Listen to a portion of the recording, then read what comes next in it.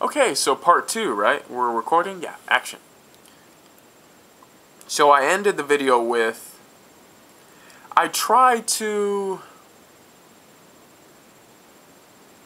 understand, okay, man, so how would I be able to make a comment, or how would I be able to make a video, or a just whatever, a message on wherever, Facebook, YouTube, it doesn't matter, that's actually going to get a response. It's not even so much about getting the response that I want, because after I watch my own videos and after I think about this, I realize that it's deeply flawed in the sense that I'll say things and then even upload the video and I'll look at it later and say, that was wrong. It was wrong to make that assumption, and you know, now that you've seen it, now that you've been able to go back and look at it, you know that that's something that you can't hold in your head as an assumption. You made it at the time, but you got to move forward. You got to realize when you're wrong and not hold on to that as a belief, because the data is clearly there to illustrate that you're wrong. And so I look at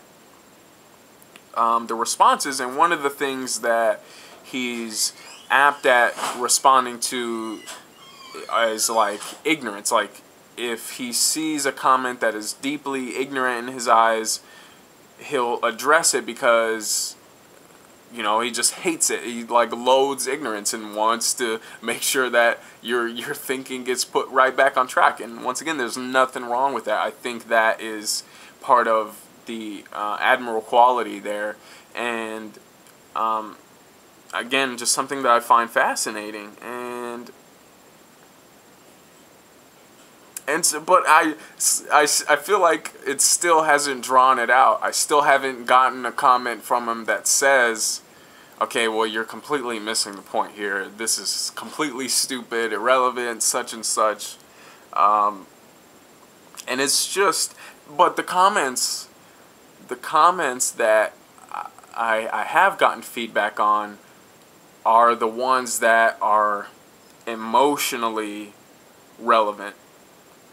And that also to me is like telling about the reality that our emotional instincts there are primarily driven.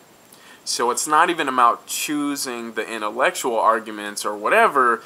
It's about like finding that emotional connection. And this goes into it's like, if I were to have a personal conversation with Aaaand, I would say something like, well, one of the things that you could be missing that maybe you're not aware of, or I'm not sure, is like an intimate relationship, with a significant other. I mean,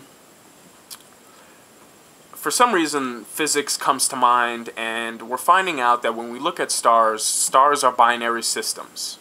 It's never about one star just sitting around, and it's about stars moving together in sync and having an orbit, within each other. And so this, to me, is just relevant to like light and dark, night and day, and male and female, just these polarities, this need to have, and it could be male and male. I'm not, but I'm just talking about the sort of quality of energy, or female and female.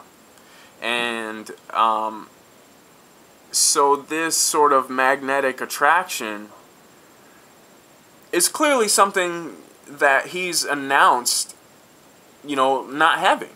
And for all these reasons, I mean, you would really have to ask him, but I'm speaking solely based on the experience I've had with interacting with him in his videos and that sort of thing, and learning from different disciplines to say and to illustrate my own life, not having intimate relationships, and seeing, okay, that's like a missing piece. That part of your growth in life is this idea of marriage and all of these things, and finding your soulmate, if you want to call it that, and just connecting on the deepest level possible, being able to share everything about yourself with somebody and having that person share those exact qualities and traits from themselves as well.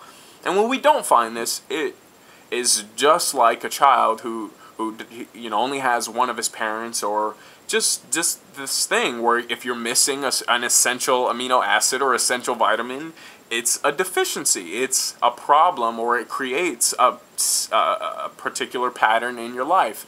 And so there are times where I'm like, man, you know, times of his vulnerability and things like that where he's expressing himself, I'm thinking, you know, if you had this sort of intimate relationship in your life, likely you would feel a bit more complete.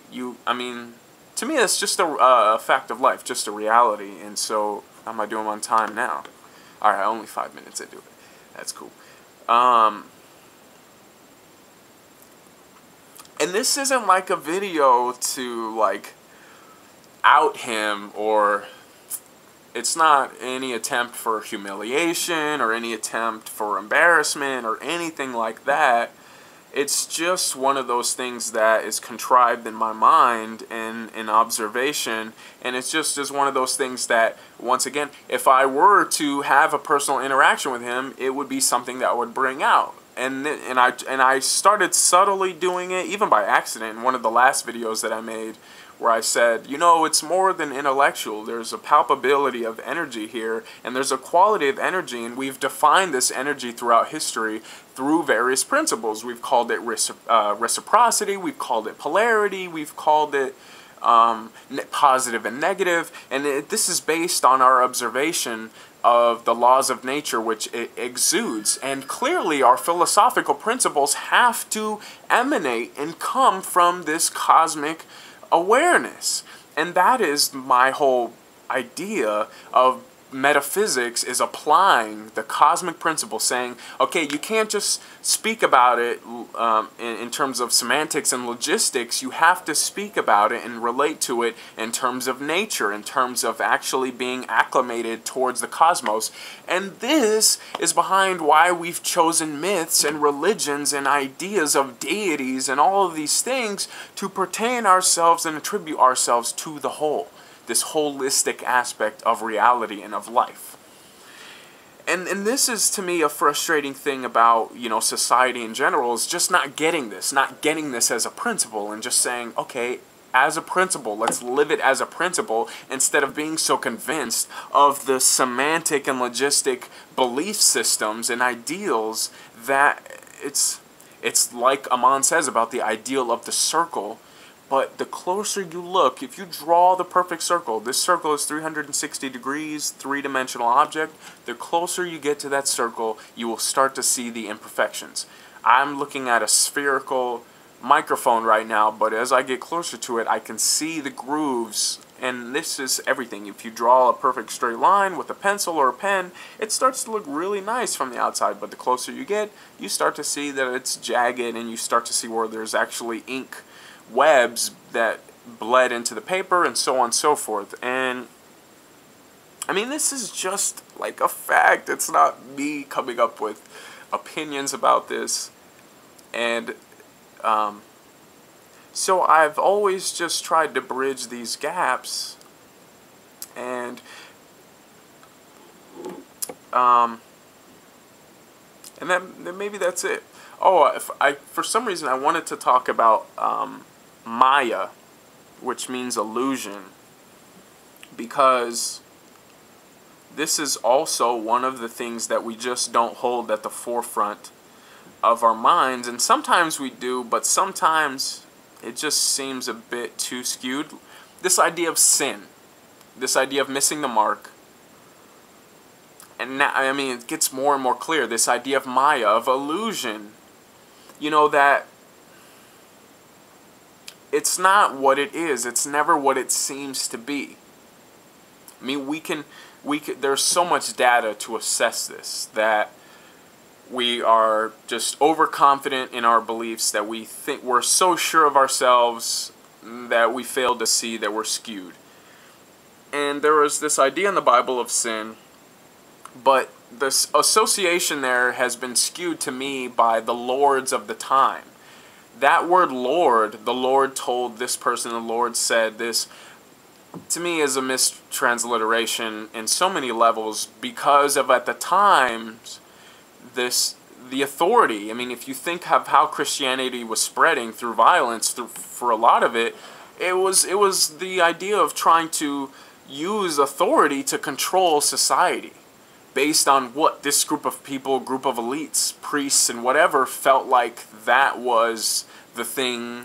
I mean, they felt like they had the answers, and it's the same now in politics and all these different areas of these leaders who say, you know what, we have the answers, and from the top down we control the people, and we are going to manipulate the institutions and so on and so forth, and the rules that govern them. And this is philosopher kings, if you want to relate to Plato and Socrates and the way that they view life. And this is just an idea of creating superorganisms within society to reign and control the instincts and control the minds. You know, whether for good or for bad, that is, you know, questionable depending on the context. How much time I got? Okay. And there is an idea of sin in the Bible about people talking about being, you know, no man being good enough and actually being as good as a menstruous rag, a bloody vagina rag. And I don't know, it's making me laugh, which maybe that's like an immature thing right now, but it was just something that I don't think that that's the right idea to make people believe in themselves, about themselves. And I think we can associate this idea of sin, you know, I associate in terms of energy. Missing the mark, to me, when I think about it, I always have to consider what my energy levels are, what the atmosphere is doing to me, because we're affected by the phases of planets and moons. I mean, that's a fact. You wanna like put the label of astrology on there and consider it just this completely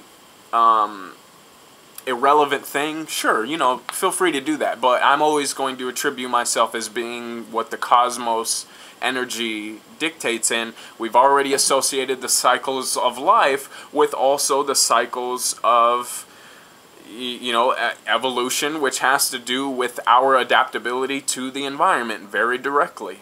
And so, you know, if you want to bring in Darwinism as a evolutionary association, feel free. All of these things to me are so relevant. It's just ridiculous that we're so caught up in the specific ideologies that we're not able to connect the dots and see what pieces make sense fitting together and what stuff we can say, you know what, that's probably not relevant. That's more magic. Let's try to, you know, put more science into it. And balance the reason and instinct. How can we gain that balance? So when I think of sin, I always have to think of what my energy is doing, whether I have control over it, and what don't I have control that is impacted by sun and moon and all the things that are around it, atmosphere and all of this stuff. And so that to me is like missing the mark. And also with, in regard to that, where my perception, like, for example, you have a certain interaction with somebody, and that interaction goes on, and there are these alarms that start going off based on how the interaction went in your mind or in your physiology. You just feel like there's this resistance building up, but you maybe don't understand what it is. And it's not until later when you do some meditating, or even days later when it just dawns on you, you're like, oh, that's the association, okay. And so I attribute sin in the sense of that, because at times I'm interacting with somebody and I say something, or I make a judgment, or that person makes a judgment and says something, and then I realize that later I'm like, man, you know, it would have been better if I responded like this, it would have been better if I said this. So that to me is like a point of missing the mark at the time, where I wasn't fully present and engaged in the moment, insofar that I wasn't able to perceive the, you know, the right phi ratio, the right moment to insert whatever it was and make the proper connection. Which to me, it makes me think about electricity, and it makes me think about a beam of light and vibrancy and the things that nature does, where it'll go a certain direction and then bam, like a bolt of lightning, shoot out in these different directions. And I say the phi ratio because that is like at that point, at that very specific point of change in trajectory. I can't even speak. But that's pretty much it. I think the video needs to end because I gotta figure out how I'm gonna upload these. And I think they're interesting, and so I'll get my 1 view, which is fine, you know, it's cool.